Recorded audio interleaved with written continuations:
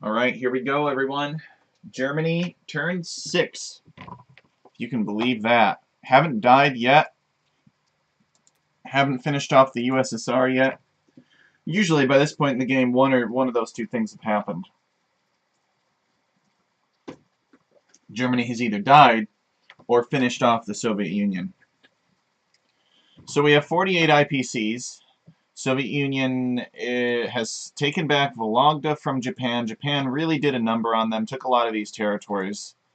They're a little underprepared to flood troops into Asia, but they have at least a lot of transport ships. So maybe in 2 turns we'll see 12 units offloading from 6 transport ships in Asia, hopefully soon. He moved his troops into the Caucasus, which I do appreciate. I think that's ultimately the right thing to do, because we're going to have a real fight on our hands here in the Caucasus. The UK has been mobilizing. He's got 1, 2, 3, 4 fighters, 11 infantry, and 2 tanks in position to attack the Caucasus on his next turn. Now, that's not going to be enough, but it might be enough to deplete the defenses of the Caucasus enough to where the Soviet Union can come in and take it for themselves. If they do, then we will be in very big trouble. I don't think they can do that, though. I think we have too much, especially if we were to move our forces forward from Karelia into West Russia and leave him vulnerable to counterattack. But I don't think I'm going to do that. So we have 48 IPCs, been doing pretty well on the income side of things. So let us start getting fighters again now that we've stabilized our infantry numbers, and then we will get some land units too. Basically get infantry to round out the rest. We'll actually get 1 fewer infantry and 1 more artillery piece just because we have the IPC extra. So 2 fighters, 8 infantry, and 1 artillery for our purchases. We'll go to the next phase. Now, I had considered picking up this unit on the transport ship, coming here and then here, and offloading it into French Madagascar. And actually, we could still technically do that. The problem is that he would then come in and take Transjordan, and then we would be stuck out here, which is not ideal, because then we would not have the means to transport more units across. So I think we're just going to do the safe thing and move one of these infantry forward to that territory. This doesn't need to go. We'll see if America bothers retaking it, but he has built more transports. I think his solution is, well, we haven't really made a dent in their defenses, so let's increase the number of transports and increase the number of land units. I think he needs bombers. He needs bombers in the United Kingdom to support his attacks. Otherwise, he'll be taking horrifically high losses. We've done really well defending the Western Front. But I don't think he wants to make bombers because they're expensive. And of course, he did just take this back too. So increasing units is a great way to take a territory amphibiously without losing expensive units like planes. But it's harder to maintain that flow. It's more costly on your resources. So we'll have this tank blitz through to here. We'll move this infantry over and take that territory. Yeah, we don't want to do anything with this transport ship and battleship, unfortunately. I think that's going to be the extent of our combat moves. There's not really anything else that we want to attack. We don't have any bombers, so we can't bomb anything. And we decided against the amphibious assault down here. So that'll have to wait. Alright. Combat is concluded without losing anybody, and now we can end our combat phase. So just took some territories.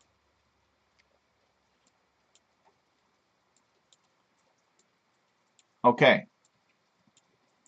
Actually, I guess we could have sent 1 dude up into Finland, but it's fine. We don't really have anything in place. to keep that safe, we'd just be trading the infantry. So we'll bring this back. We'll bring this guy over here. We'll move this transport into position. We'll move this battleship here. We'll move these fighters here to try and secure that a little bit better. We'll move 2 infantry here to replenish our supply so that we have 8 infantry in each territory. And I think that we're done. It's just going to be building up here.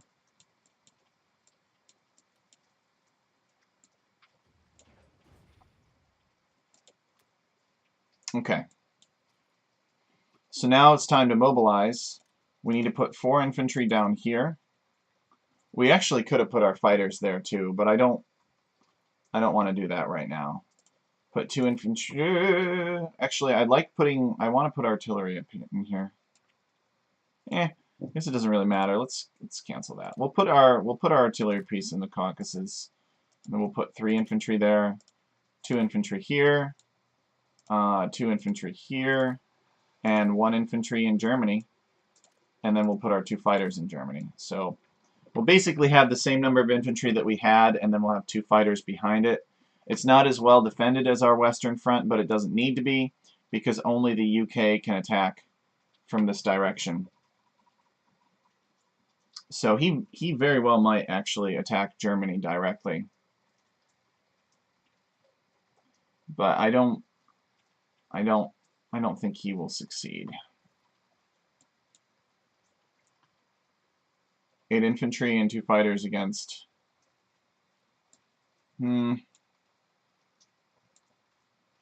It's kind of leaving it closer than I like.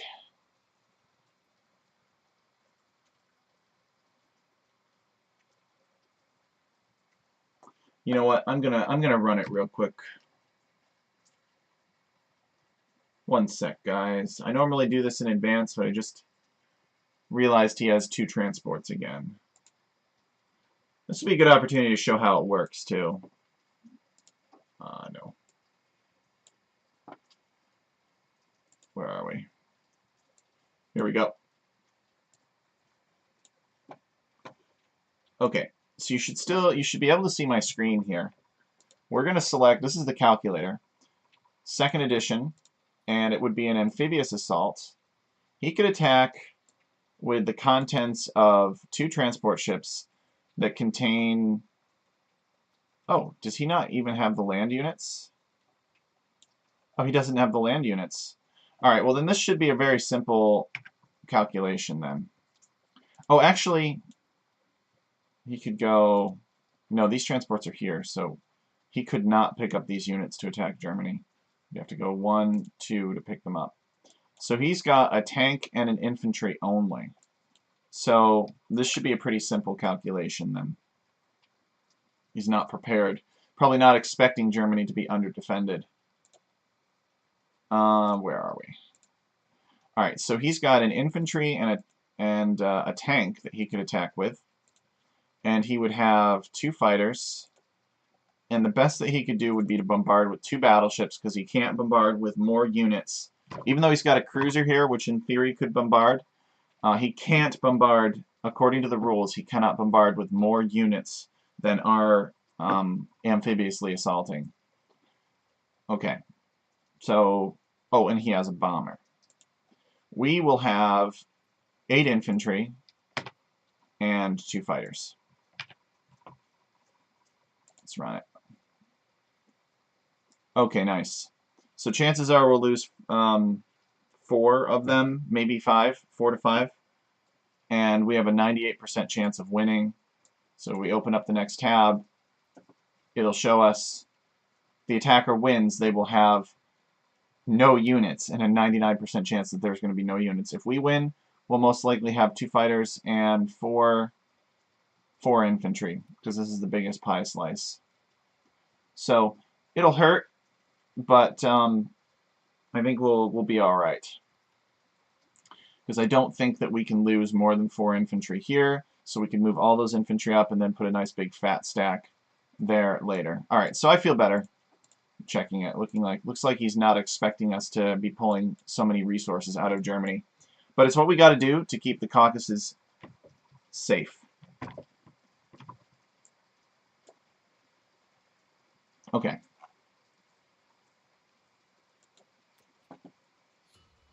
Okay, so we collect 50 IPCs worth of income. Not bad.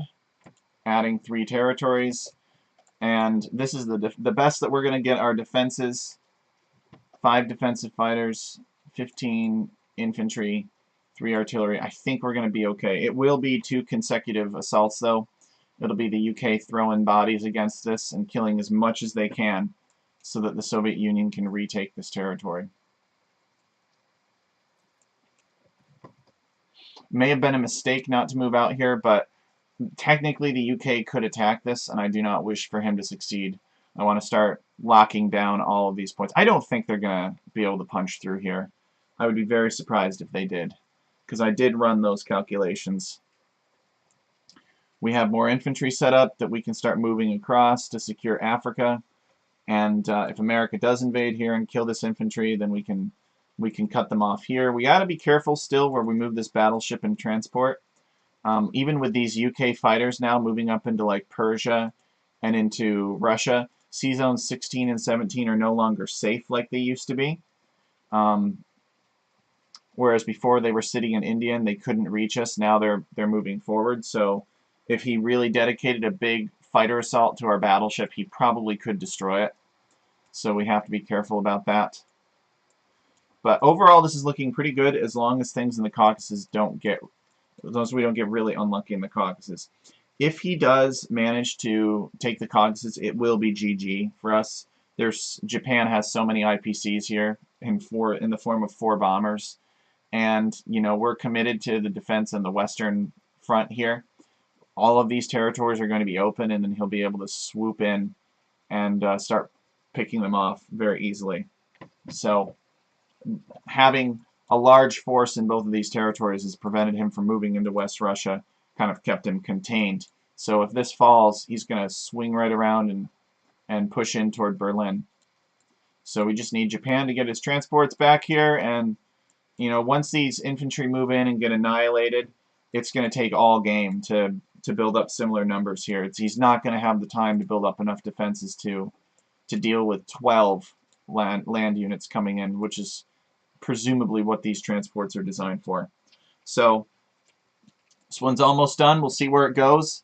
Both sides still have a shot at victory, and I'm excited to see what happens next. So thanks everybody for tuning in, and happy Labor Day. Hopefully I will see you guys again soon.